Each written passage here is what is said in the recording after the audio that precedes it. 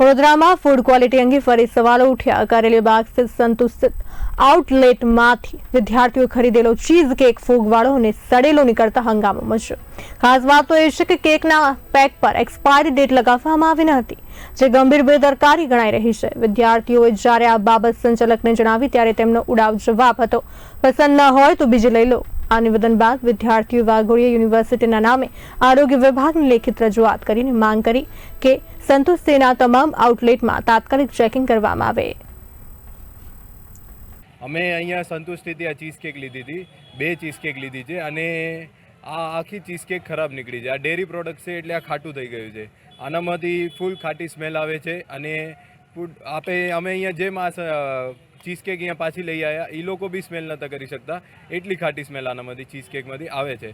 અને અમે એના મેનેજરથી વાત કરી, એ લોકોનો બી કાંઈ અમારા પ્રતિ કાંઈ રિસ્પોન્સ સારો નહોતો, એટલે અમને આ બ્રાન્ડનું જરાય નથી ગમ્યું। ને આ સંતુષ્ટિ આવી જ મોટી બ્રાન્ડ છે, એનું પ્રોડક્ટ આવું કે હોય છે એ અમને બહુ આશ્ચર્યચકિત લાગ્યું। અને મારી વડોદરાના આરોગ્ય તંત્રથી વિભાગથી એક દરખાસ્ત છે કે બધા સંતુષ્ટિમાં એકવાર ચેકિંગ કરો અને બધી પ્રોડક્ટ્સ ઉપર એક્સપાયરી ડેટ લગાવો, કેમ કે આ પ્રોડક્ટ્સ છે એ સંતુષ્ટિ પોતે બનાવે છે। ફિલહાલ સંગમ 4 રસ્તા પર જે આપણે સંતુષ્ટિને આઉટલેટ આવેલો છે ત્યાંથી અમે ચીઝ કેક લીધી હતી અને ચીઝ કેક ફૂલ ખરાબ નીકળી છે, ફૂલ ખાટી થઈ ગયેલી છે।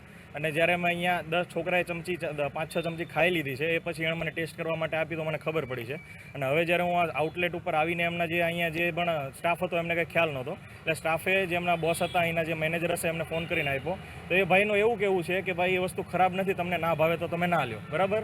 અને હવે એ વસ્તુ અમે એમના સ્ટાફને સૂંઘાડી, એમનો સ્ટાફ ચાખવા તૈયાર નથી, એટલી ખરાબ વસ્તુ છે।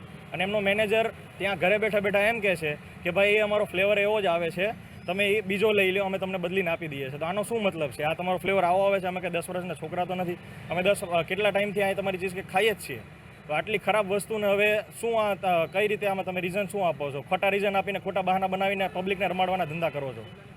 190 રૂપિયાની આઈટમ છે, આઈટમ બી એવી નથી કે સસ્તી છે। 190 રૂપિયાની આઈટમ છે અને અમે ટોટલ 2 આઈટમ લીધી હતી, 2 ચીઝ કેકના ડબ્બા લીધા છે, તો 400 રૂપિયાનું મારું બિલ હતું, બરાબર છે। અને 400 રૂપિયા આપે પછી પણ આવી ખરાબ વસ્તુ નીકળે છે, અને ખરાબ વસ્તુ નીકળ્યા પછી પણ આઉટલેટવાળા ભૂલ સ્વીકાર નથી કરતા અને એના બદલે એમ કહે છે કે અમારો ફ્લેવર એવો જ આવે છે।